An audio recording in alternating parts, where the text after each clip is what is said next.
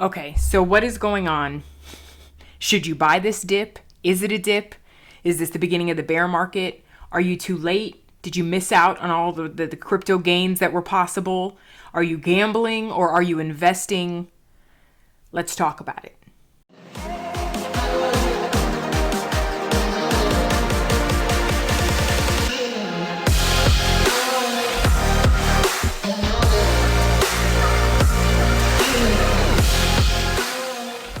So first, I just want to say hello and welcome. If you haven't seen any of my videos before, I only have two before this one. Don't judge me. I'm busy. So, my name's Corey, and this is Crypto with Corey. I have not introduced myself in the previous two videos. So hello, welcome. Please subscribe. Give me a like if you learn anything in any of my videos. I appreciate it. It gets it out to more people so that they can learn more. But yeah, so let's just talk today about what is going on. Are you gambling versus investing? And should you hold or sell? Should you buy more? We'll see how this is going. So let's get started. First, I need to start this off by letting you all know that, despite my fancy attire, I'm not a financial advisor. None of this is to be interpreted as financial advice. This is just my opinion and what I do. And I'm just a crypto enthusiast that wants to help spread the word because I think more people should be in on this. So let's get started. So, all right, we take a look at the market today. Oh, there's a lot of red. There's a lot of red. But you know what? Who was it? I'm going to look it up and put it on the screen. That said, you buy when there's blood in the streets, which is where we're at right now. Look at all this. Now, and we're not even as far down as we were. I bought some things yesterday that I'm already up on from yesterday, and even while all this is red. So either way, I think it is a good time to buy, depending on what you're buying, which we will get into. So if you're new to crypto, Bitcoin was first and leading the way. And every other coin that came after was known as an alternative coin. It was an alternative to Bitcoin. So every other coin is an altcoin. So if you're looking, let's say you just look at this 1.6 trillion total market cap, that means that's all the money that is in crypto, period, right now. All of it. To give you some basis for that, let's say I believe the global stock market is like 30 trillion. And we're only at 1.6 right now. So there is a lot of room to grow. So are you late? No. No. You are here at a good time, especially while there is all this red on the screen. Bitcoin has dominance. So a lot of times you'll hear people say, Bitcoin dominance is up by this percent. So what that just means is that out of 1.6 trillion market cap, 700 billion of it, Who else does this? 100,000 million billion. Yes. Yeah, I have to count my commas. 700 billion of the total market cap is just in Bitcoin. The rest of it is split between the other 4,000 plus cryptos.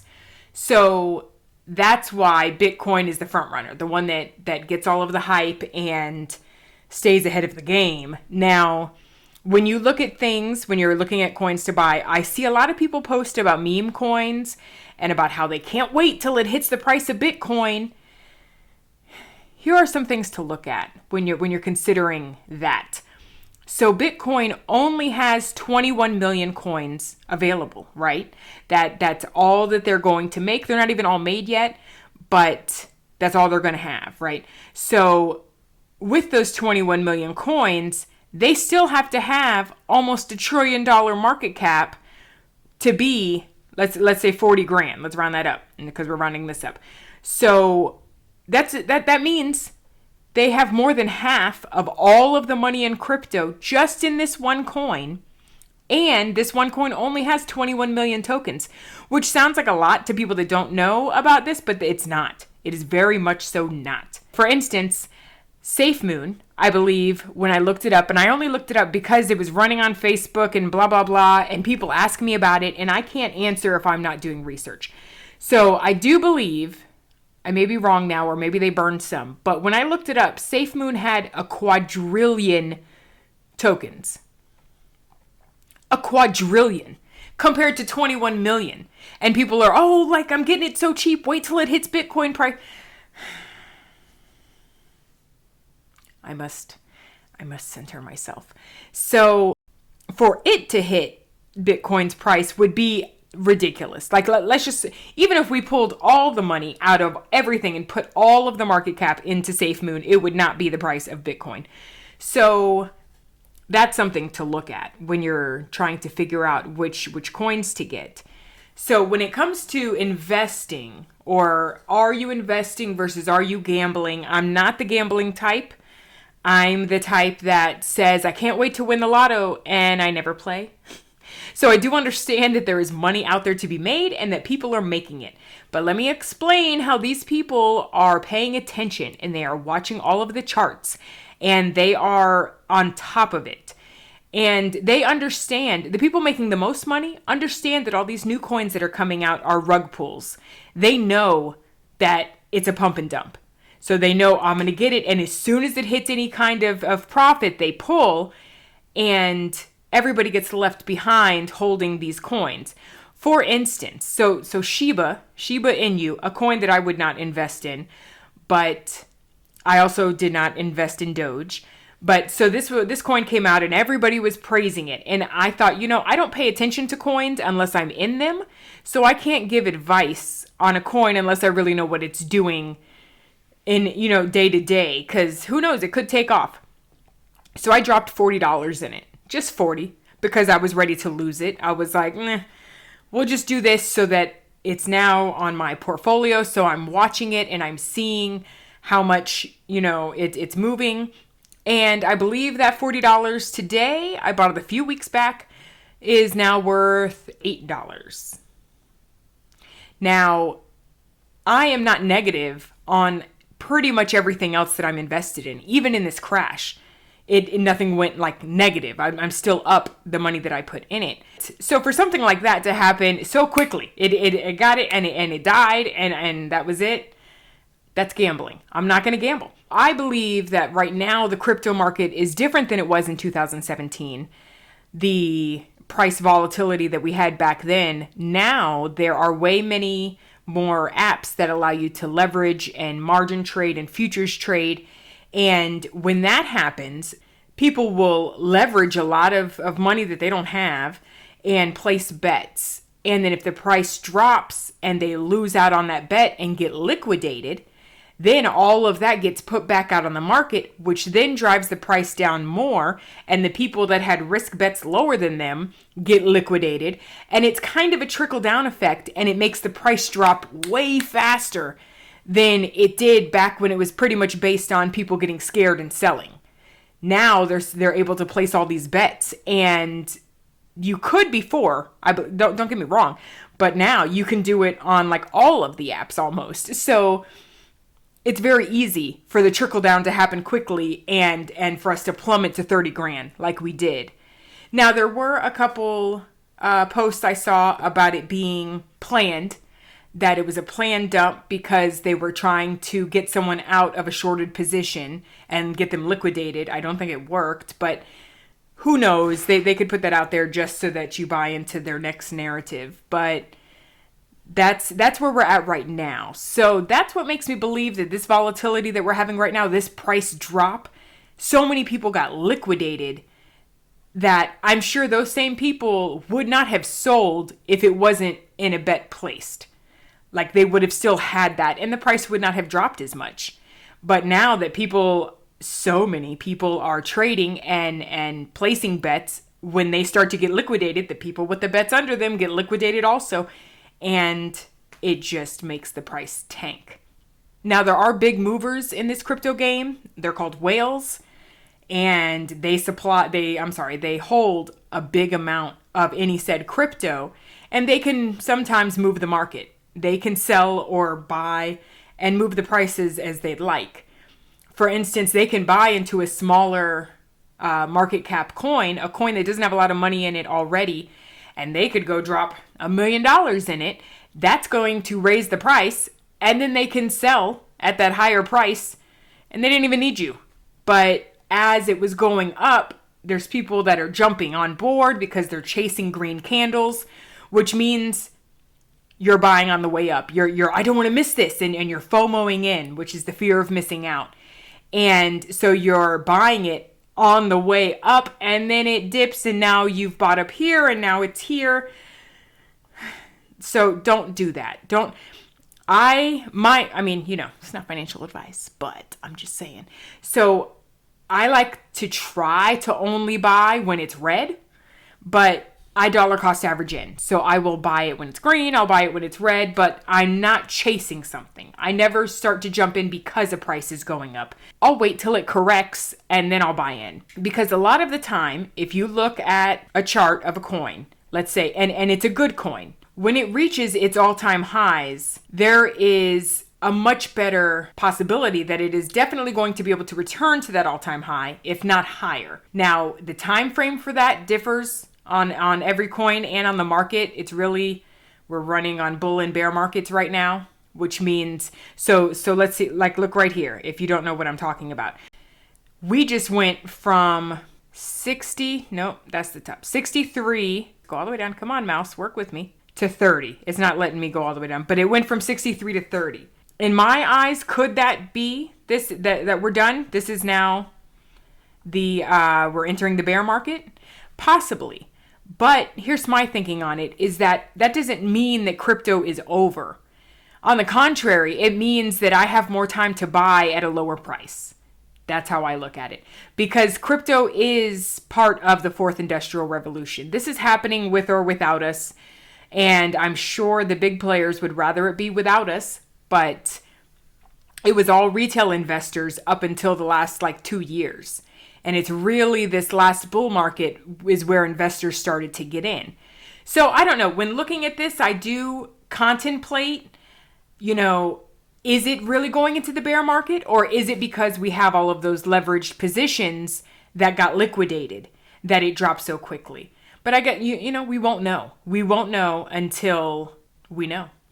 We won't know until some time goes by and we can figure it out. Until then, I am still dollar cost averaging in. So crypto as a whole got a lot of new users this year, and we can thank Wall Street Bets and Elon Musk for that. But a lot of people jumped in not knowing what they were doing. I talk to people that still ask me how to buy shares of crypto, and it's not the same. Now, so if you are in the crypto realm and you've already bought some and you're invested, then welcome, and I'm glad that you're here. But do research. Understand what you're investing in. You want to make the most money and the best decisions, and only research will help you do that. When you're investing in a coin, when you're trying to put together a crypto portfolio, there are a few things that you want to take into consideration. So when I'm looking at a coin to buy, I want to know, what is their use case? What were they made for?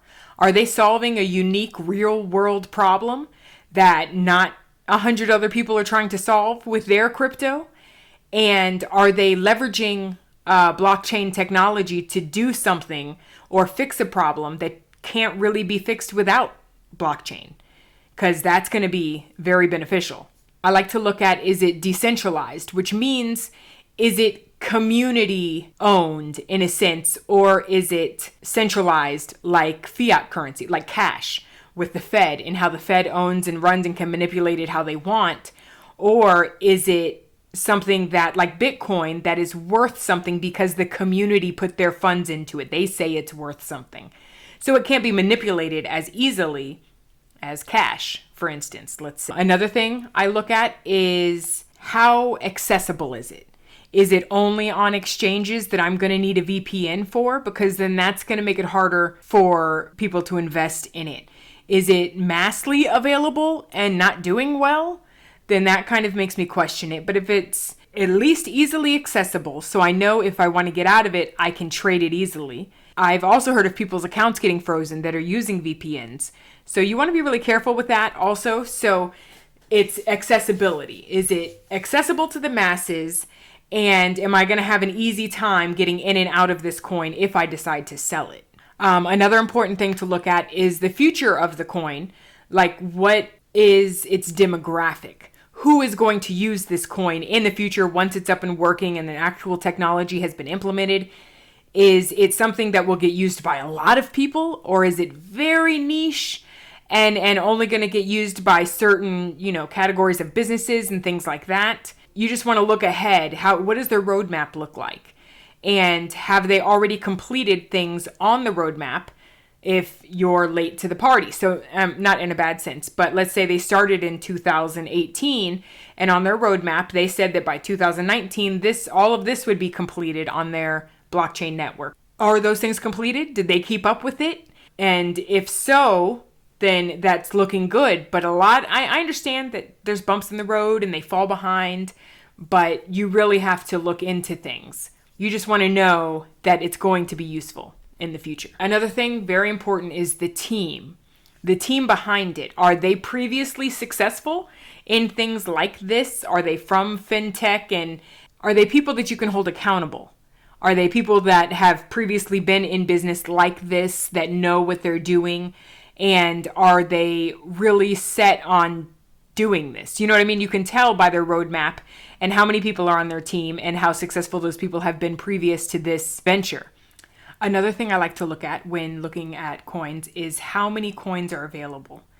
Because like I said earlier with the Bitcoin and 21 million, if your project has a quadrillion coins and they don't get burned every time someone uses them, or they're not planning on doing a burn on that token, which means getting rid of some of the supply, then the market cap you're going to need to fill that is going to be ridiculous. Like Yearn Finance, everybody's talking about, and how it's outperforming Bitcoin. It is not outperforming. Outperforming would mean that its market cap is higher, that more money is in it.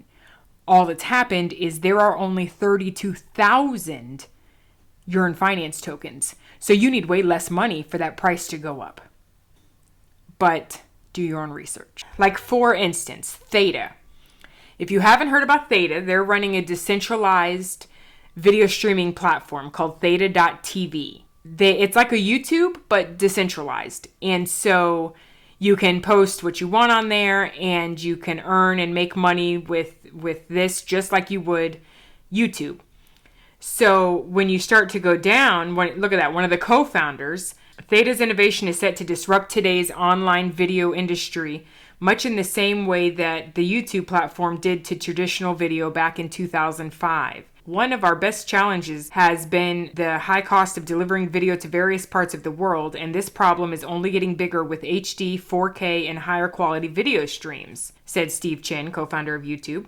I'm excited to be part of the next evolution of the streaming space, helping THETA create a decentralized peer-to-peer network that can offer improved video delivery at lower costs. So they're going to be able to provide 4K, 6K, 8K, whatever streaming on this that will surpass the quality of the content that you can put on YouTube right now.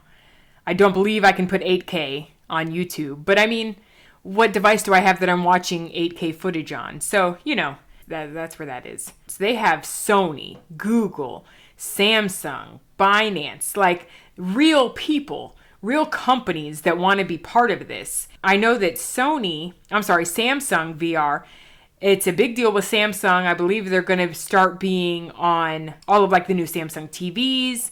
There's going to be an app. They're going to have their own THETA app. And so that's just what I'm saying. These are the things that they're doing. And so you know that they will work, that it's going to work. So right now, the live video streaming of today is poor quality, skyrocketing data needs, and centralized and inefficient system. Means that less revenue flows back to the content creators and platforms. So you're almost more in control on your own. And then here we go, the solution to the problem that they're trying to solve. And this is only one of them. They're doing a lot of things, this coin is. So viewers earn rewards as THETA Fuel, which is one of their tokens. Not one of their tokens. It's their token that they use on their THETA platform. So viewers earn rewards as THETA Fuel. For sharing excess bandwidth and resources, viewers are now rewarded to participate in the network. So by sharing excess bandwidth, what that means is I can set up a THETA node, which is just what they call it. It's just like, an app of sorts on my computer. And I can like lease out my computer power while I'm not using it. So someone that needs more computer power than they have available can lease out other people's computer power, and then I would get paid in T-Fuel. I did that on my computer for a while. I have a MacBook Air, the new M1, but it slowed things down for me. I use this computer a lot. So I stopped doing it. But it is something that you can do, and all you're doing is loaning out, computer power. Higher quality, smoother video streaming. A decentralized peer-to-peer network delivers streams efficiently, globally, and reduced cost of delivering video streams. Video platforms no longer need to build expensive infrastructure, means more innovation and unique business models. So these are things that you want to look at when looking at a coin. The CEO is the co-founder of THETA.TV. He's the co-founder of GameView Studios, co-founder of Tapjoy, and has a BS in computer science and engineering from MIT and an MBA from Stanford Graduate School of Business. I mean, that just sounds like a nice resume. Let's see, the co-founder, CTO, has a BS in microelectronics, Peking University, PhD in computer engineering, Northwest University, developed multiple patent technologies including VR live streaming as well as instant replays for video games. I mean, he sounds kind of smart. And let's see what this guy does. Chief Product Officer at THETA TV. Designed and launched virtual currency systems for a variety of platforms. Director at Tencent for WeChat app, which is huge in China. And co-founder of a live video streaming app for foodies. So, I mean, then there's all of these people. I mean, it just keeps going. Just all these people that look like, they know what they're doing. And they all want this to succeed as much as I do when I invest in it. They're also doing some gaming stuff. I know that they're in the gaming area. So I don't know. Some of these might be gaming. Some of these might not. But these are just all their platform partners. And then their roadmap. So when you go to pretty much any crypto's website, it should have all of this stuff on it. It should be telling you all of this, and you can go and check it out. So let's see. We're about to hit Q3, I guess. Right now, mainnet 3.0 launch, elite edge nodes, T-Fuel staking, and burning. So T-Fuel had a lot of coins, the coin that they use, and they're burning them as they're getting used, I do believe. So that cuts down on the supply, which helps raise the price. Official THETA app released for Ledger and or Treasure, because right now you can't hold THETA on your Ledger, but you can I have a THETA wallet that's separate that you keep it in. They've kind of been their own thing, and now they're going to be available on Ledger. Look at that. That makes it much easier. V2 Edge compute with expanded video transcoding and encoding. Sounds like a lot of work. But so that's just one of the coins. I have been invested in this coin. I'm not telling you to, but I'm telling you to do your research. So you just want to make sure that your coin has use case. Here's another coin. Cardano was created by someone that co-created Ethereum. And he kind of took all of Ethereum's problems and tried to make something better. Well, Cardano just partnered with AGI, SingularityNet. They partnered with them in Africa. Let's see. Let's watch this. Welcome to the Africa Special Mini, where I've taken all the information from the Africa Special and boiled it down into this condensed version. So let's get into it. The big announcement that led the show was the interview with the Minister of Education from the Ethiopian government that confirmed the deal you might have already heard about.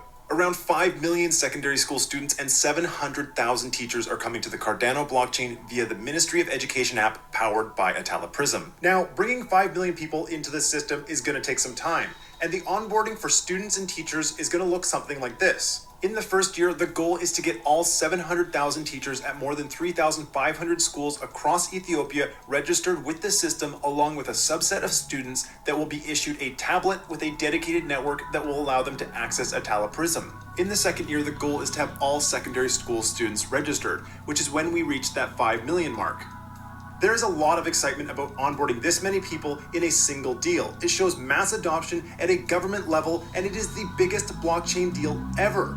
But what's more important is that this technology is going to change the lives of millions and eventually billions of people. For instance, let's take a look at how implementing this technology will affect the people using it and the government's ability to help people rise from economic hardship. Once in place, teachers and students will both be keeping track of their performance. A student starting in the 9th grade will have 4 years of data for their educational record, and this will bring about a completely new way of evaluating the intelligence of a person and their strengths and weaknesses. One of the biggest changes this could bring about are final exams. The score you get on your final exam can determine if you can get into the college or university you want. This is highly inefficient when it comes to accurately determining someone's ability and intelligence, and oftentimes questions on exams can be worded oddly and the student might not understand and get it wrong. Not because they didn't know the answer, but rather they were confused about the question. But if a student has a long-standing history of excellent mathematics skills and for whatever reason did subpar on the final exam, they could reevaluate all that information and that student could still get into a university. Being able to track each student's skills in things like mathematics,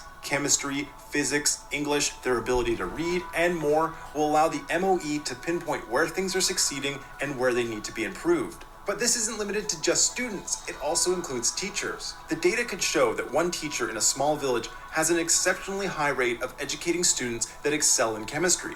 This could lead to finding out what methods that teacher uses to communicate with students and bringing those approaches to new areas where students are struggling with chemistry. This data-driven approach to improving the quality of education in Ethiopia will elevate the entire country. Okay, so I'm not going to make you watch the whole thing because it's longer, but that's a great, way to start. Look at what they're doing. Like, do you not want to be part of that? I feel like, how could you not? Are the coins that you're invested in doing things? And another thing is Cardano is a base layer solution, which means it's the beginning. So let's say Ethereum. There's Ethereum, and then there are a bunch of ERC20 tokens, which means a bunch of different people made tokens or blockchains that they run on the Ethereum network. So Ethereum is a base layer protocol. So Cardano came along, and they now have, like a flip of a switch, people can switch over from Ethereum to Cardano, and AGI is doing that right now, Singularity Net. So base layer protocols are normally pretty safe bet. Now, is this bull market over? I don't know. Nobody knows. Wish I could rub my crystal ball and know everything, but I don't. But I know that I am okay if it is, and now that just means I can dollar cost average in at lower prices until the next one. And if this is the beginning of a bear market, I don't think it will be 4 years. I don't think it'll be as long as the ones before. But like I said, I think the liquidation and all of the trades had a lot to do with it. So we'll just have to wait and see. This is all a wait and see game. But as long as you know that crypto is the future and it is happening whether we invest in it or not, is kind of, it will give you comfort to know, okay, I can invest in this and wait a little bit and see what happens. As long as you know that they're safe investments. And don't put anything in that you're not able to lose, because you don't know, we don't know how this could go. And you don't want to lose all your money because you bet on the wrong thing. So I just wanted to give you an example of the kinds of things you can find when you start doing research on things, and you can see about these great projects that are out there. So when you are researching a coin, just remember you're looking for use case, problem solved, the future of the coin based on their roadmap, their team, who all is part of it, how many coins are there, available, total supply, not available supply, because that's different. It's the total supply. Because let's say a coin has 1 billion, but only 500 million are available right now. Don't look at that and think that there's only 500 million. You need to look at total supply, not just available supply. And also accessibility. How easy is it to get? How many exchanges are backing it? And partnerships, if I didn't already say partnerships. Who's partnered with them? Who wants to work with them? These are important things to know. So with all that being said, if you made it this far in the video, I appreciate you. Thank you so much for watching. Please give this video a thumbs up and a subscribe if you learned anything, so that this can reach more people and hopefully more people can get on board and not miss out on this because they don't know about it. And just do your research, people. Just that's it. That's all I'm saying. Until next time, make good investment decisions.